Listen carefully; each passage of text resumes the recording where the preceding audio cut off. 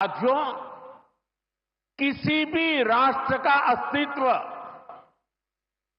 पीढ़ी दर पीढ़ी उसकी संस्कृति के विस्तार, उस राष्ट्र की चेतना के विस्तार पर निर्भर करता है।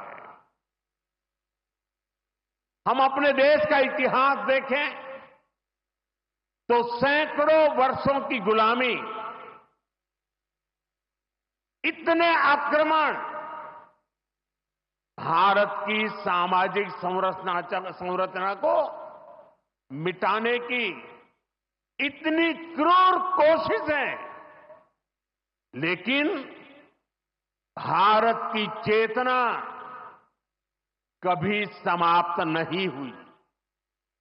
उसकी लौ जलती रही। ये कैसे हुआ? क्योंकि कठिन से कठिन दौर में भी भारत में इस चेतना को जागरूक रखने वाले नए नए सामाजिक आंदोलन होते रहे। भक्ति आंदोलन उसका ये उदाहरण जिससे हम सब भली भांति परिचित हैं। मध्यकाल के उस कठिन कालखंड में हमारे संतों ने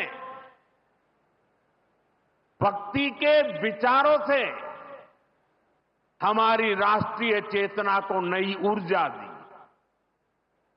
गुरु नानक देव, कबीरदास, तुलसीदास, सूरदास, हमारे यहां महाराष्ट्र में संत तुकाराम, संत एकनाथ, संत नामदेव, संत ज्ञानेश्वर, ऐसे कितने ही संतों ने हमारी इस राष्ट्रीय चेतना में अपने मौलिक विचारों से प्राण फूंके। इन आंदोलनों ने भेदभाव के फंदों को तोड़कर समाज को एकता के सूत्र में जोड़ा। इसी तरह स्वामी विवेकानंद जैसे महान संत भी हुए। उन्होंने निराशा में डूब रहे समाज को झकझोरा, उसे उसके स्वरूप की याद दिलाई, उसमें आत्मविश्वास का संचार किया और हमारी राष्ट्रीय चेतना को बुझने नहीं दिया। गुलामी के आखिरी दशकों में डॉक्टर साहब और गुरुजी जैसे महान व्यक्तित्वों ने इसे नई ऊर्जा देने का काम किया। आज हम देखते हैं राष्ट्रीय चेतना के संरक्षण और संवर्धन के लिए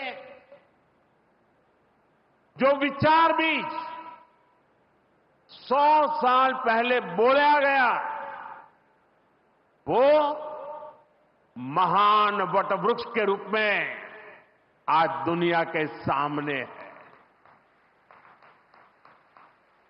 सिद्धांत और आदर्श इस वटवृक्ष को ऊंचाई देते हैं। लाखों करोड़ों स्वयंसेवक इसकी टहनी,